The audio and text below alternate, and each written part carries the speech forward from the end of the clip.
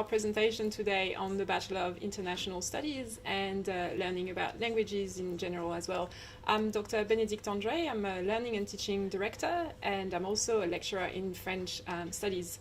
And here is my colleague, Dr. Mariam Khalid, and we'll be talking to you about, what's the Bachelor of International Studies, and we'll do that in kind of a conversation way. So please don't hesitate to ask any questions in the chat as we go along. So, Mariam, as the director of the Bachelor of International Studies, can you maybe tell us more about, what the program is all about and who is it suited for?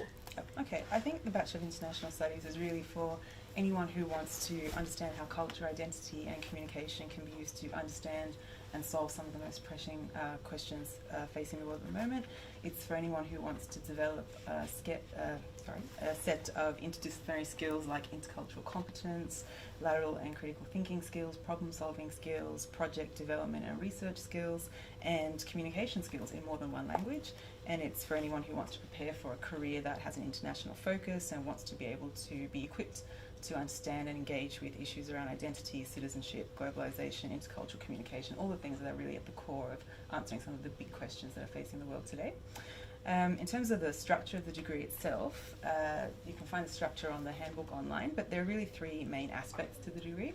The first is really focused on developing a core set of competencies around theory, methods, and knowledge, focusing on contemporary global issues, and we really draw on a range of interdisciplinary approaches to that. So we draw on academic disciplines from IR, politics, sociolinguistics, anthropology, cultural studies, literary studies, postcolonial studies, just to name a few, and through that you'll develop the tools that you need to understand and evaluate world issues across a range of spectrums, so political, cultural and social in particular.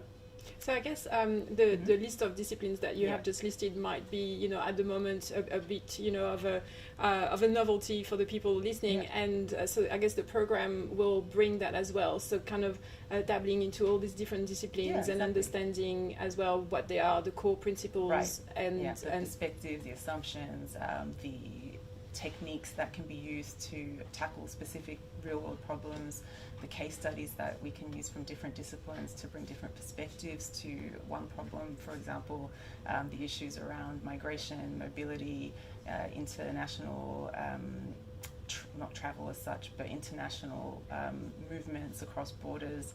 And you can relate that to issues around forced migration, issues around global business. So it's really, really broad, but we bring it back to specific case studies that would be, we think, most relevant to people who are looking to pursue international careers.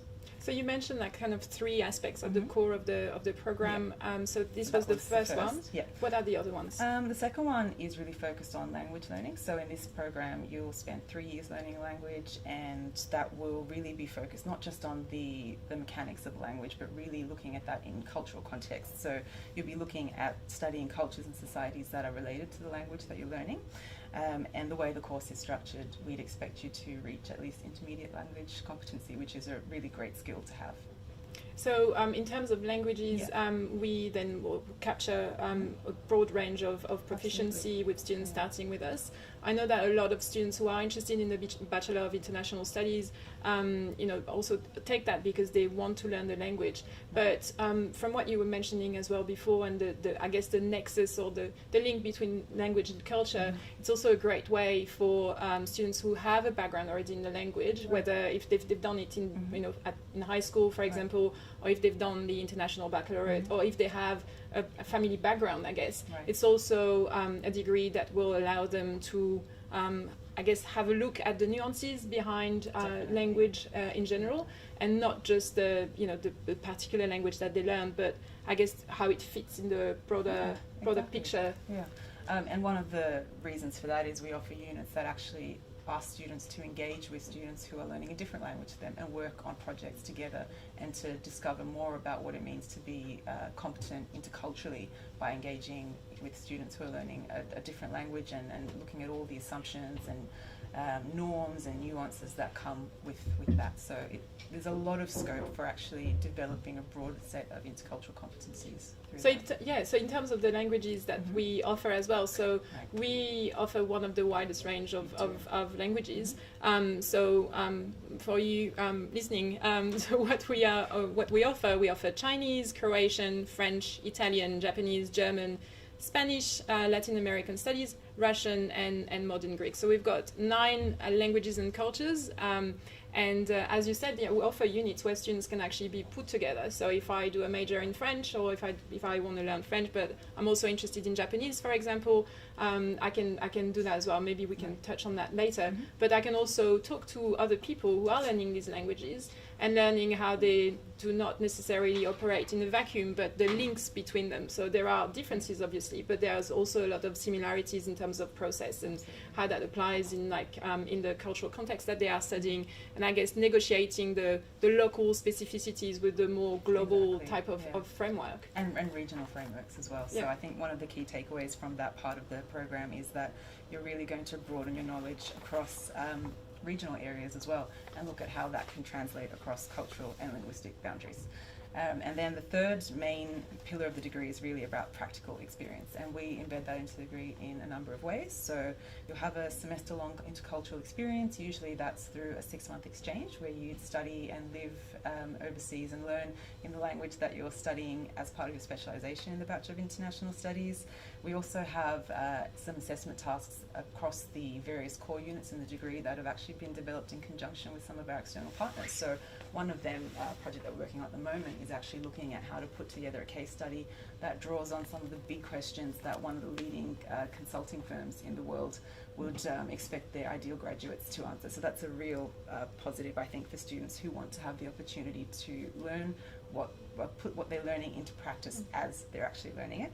And then we have an internship unit as well, and that's not just for the Bachelor of International Studies, it's also for BA students who are majoring in a language, and that's really a great opportunity to, again, apply what you've learnt in the classroom, outside of the classroom, but also to start building a network and to tap in the networks that we have across our department and across the university to start preparing yourself for your career when you graduate.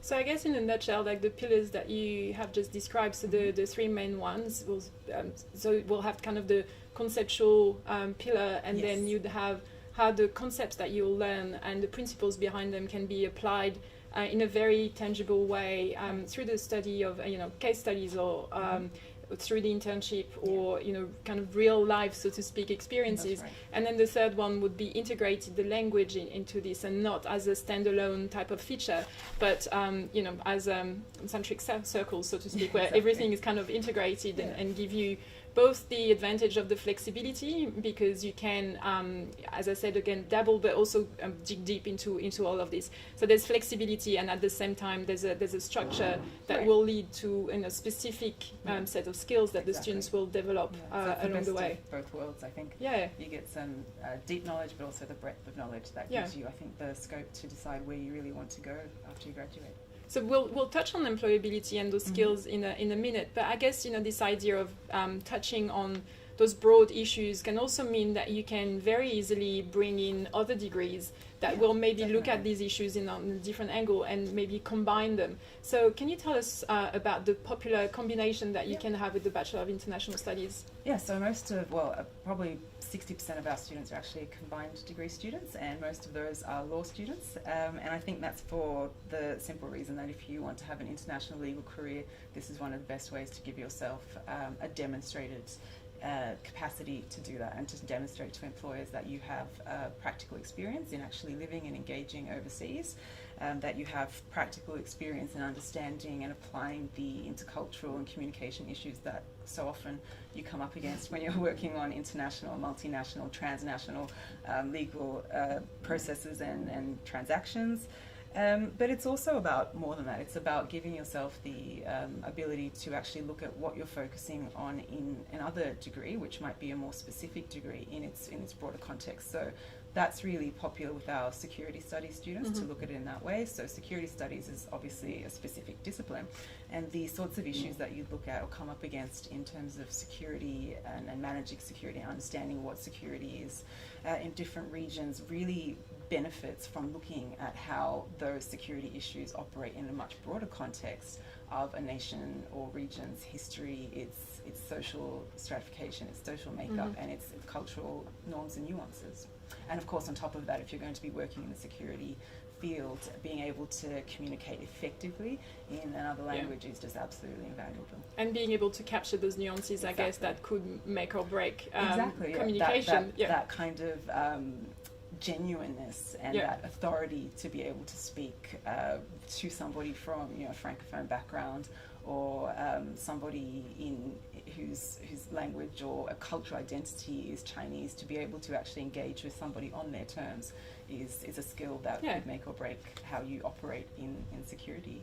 So I've heard that also a lot of students coming in from the health sciences are also interested in the Bachelor of International Studies. And I think the current situation really highlights that the need to be able to engage with people across borders and to understand what issues globally affecting them in very specific ways locally and regionally is something that, again, can really enhance the way that you deal with and pursue a health career. Yeah. So talking about career, maybe we can talk a bit about the set of skills that the students will develop and acquire, and maybe some of the let's say direction that they can take in their professional life. Yeah.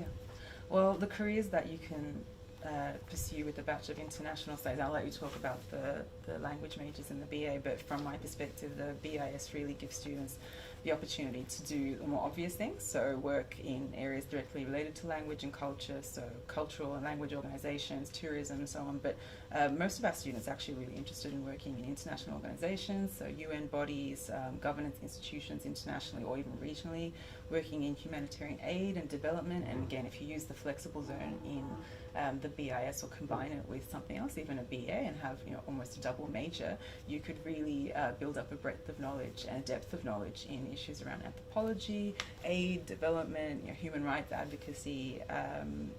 A lot of our students also pursue careers in journalism, marketing, law, and consulting. So you mentioned things like flexible zones and BIS and BA. So just to recap, so the BIS is the Bachelor of International Studies and the BA is the Bachelor of Arts, and they're two distinct degrees. And the flexible zone is it's an area where you can actually select a set of elective units, and you can take anything that you're interested in, but you can also turn that into a minor, and that will show on your transcript. So let's say, for example, you want to do a Bachelor of International Studies and your specialization will be Japanese, but you're also interested in Russian, for example. So you could take a minor in Russian, so you do a set of units, and that will show on the transcript. So it really kind of gives you an edge, I think, into the future employment market. And this flexibility is also one of the strong points of flexibility, but also a very kind of integrated structure leading to a set of skills that have been identified as the set of skills that recruiters are interested in. Yeah. So I know that, for example, Deloitte was really interested in what we can offer. A lot of the leading consulting firms have made it the point that their research shows that intercultural competence is one of the most, if not the most valued skill at the moment in terms of what an ideal graduate should have. And that's absolutely at the core of what we're developing in the Bachelor of International Studies and also in our language majors in the Bachelor of Arts. Because I guess at the time, so now we've seen a lot of shifts recently around social movements like Black Lives Matter, for example, and Me Too movements and all these social movements that have been happening. Can you tell us maybe how what is happening in the so-called real world? We're not completely dissociated from that world. We're part of it.